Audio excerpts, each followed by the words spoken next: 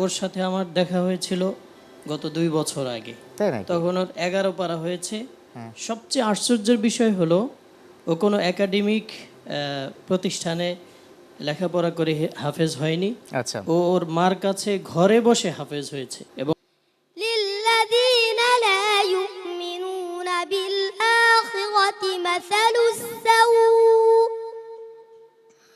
ولله المثل الأعلى وهو العزيز الحكيم.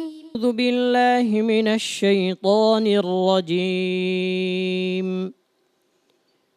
ويجعلون لله البنات سبحانه ولهم ما يشتهون. أعوذ بالله من الشيطان الرجيم. بسم الله الرحمن الرحيم. ويجعلون لله البنات ولهم ما يشهدون. ছোট্ট বন্ধু আবারও আমি বলে দিচ্ছি, হ্যাঁ। ويجعلون لله البنات سبحانه ولهم ما يشتهون. ويجعلون لله البنات سبحانه ولهم ما يشتهون. وإذا بشر أحدهم بالأنثى ظل وجهه مسودا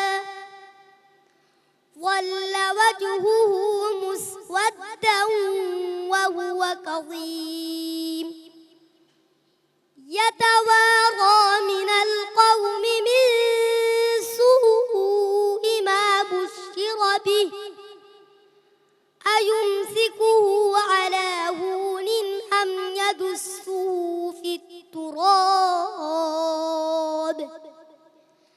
ألا বন্ধু তুমি ইয়াতাওয়ারা মিনাল কওম এই আয়াতটি আবার দোহরাও।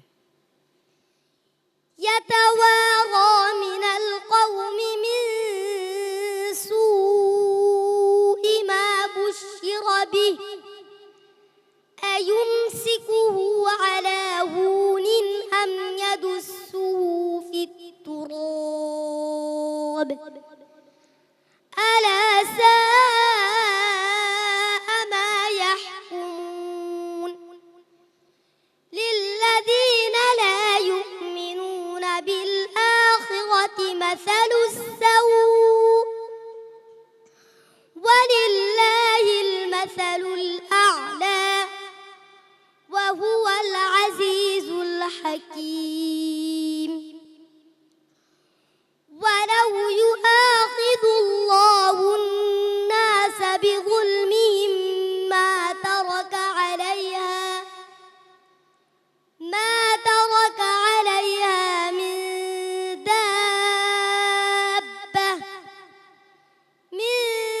دابة ولكن يؤخرهم إلى أجل مسمى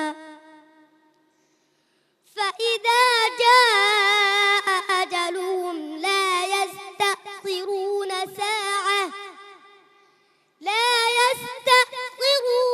ساعة ولا يستقدمون. حسبك. صدق الله العظيم. আল্লাহু আকবার কবীরা। শব্দ কোথা থেকে আসলো?